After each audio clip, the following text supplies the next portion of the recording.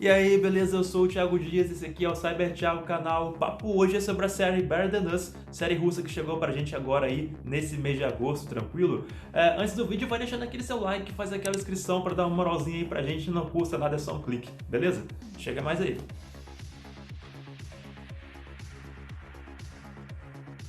Better Than Us é uma série russa de ficção científica, drama misturado com ação ali, que conta a história de uma robô, a robô Aritsa, que foi encomendada por uma empresa de tecnologia, que é a empresa Cronos, comandada aí pelo Viktor Toropov, que seria o grande empresário e vilão aí, já que se trata de ficção científica, é sempre comum ter alguma corporação meio que vilanesca ali misturada com o governo. Aqui trabalhando com a realidade da tecnologia, só que amplificada devido a essa imersão da inteligência artificial dentro da sua própria casa aí, sobre a forma de um robô. A princípio para uso realmente de sexual ou coisas assim mais banais, mas que vai ganhando complexidade ao ponto aí de causar problemas na sociedade, impactando aí de diferentes formas, criando aqui nesse universo da série o que seriam os liquidantes, que são aquele grupo ali de pessoas que não concordam com essa questão dos robôs estarem invadindo tão ostensivamente o mercado de trabalho e a vida privada e a sociedade como um todo. E a série trabalha com esses questionamentos todos aí, sobre a forma de um enredo bem construído e interessante, mais interessante no princípio do que no final, pelo menos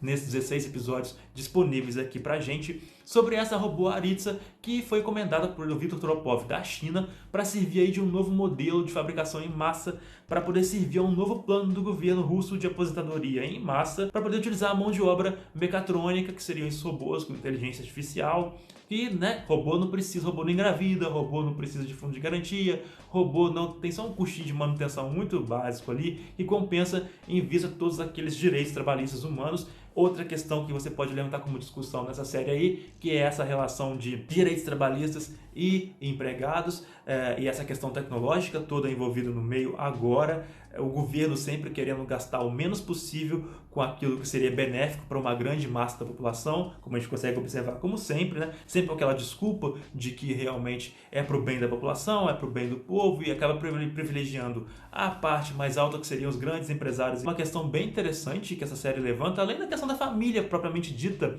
já que a missão principal da robô Aritsa é o que? Ter uma família, garantir a proteção, a segurança daqueles que ela identifica ou que ela toma para si como a sua família, que aqui no caso é o Safronov e a menininha Sônia e o garoto Egor, e posteriormente a ex-esposa do Safronov, que é a Alla. Ela encontra essa família desajustada após cometer um crime no início da história. Ela passa a ser um primeiro robô que comete um assassinato. A empresa Cronos, que é a empresa responsável por ter trazido ela e que quer vender ela, o projeto dela, meio que quer deixar isso abafado para eles, robôs ali. Os robôs seguem, até então, aquelas leis do Asimov, que estão presentes também no filme O Robô, e por isso, além dessa questão do assassinato, do robô assassino, a semelhança com o roteiro do filme Eu, Robô, mas só no princípio, porque o filme do Eu, Robô foca mais em uma questão de detetive e da inteligência artificial se tornando tutora da humanidade. Aqui a gente vai ver meio que isso também pode ter levantado essa questão da inteligência artificial começar a ficar tão sofisticada e começar a perceber os nossos erros e meio que querer virar a nossa tutora. A gente vê a Arícia acontecendo isso dela com relação ao Safronov e com a família dele. A princípio a gente consegue enxergar ali toda essa trama policial e essas questões realmente da tecnologia invadindo o dia a dia da comunidade, da população como um todo. Depois o enredo vai ficando um pouco mais para a questão da ação e deixando essas preocupações políticas de tecnologia, vida social ali um pouco mais de lado. A série convence por meio da ótima performance da atriz que interpreta a Aritsa, pelo menos eu acho que não fica muito caricato.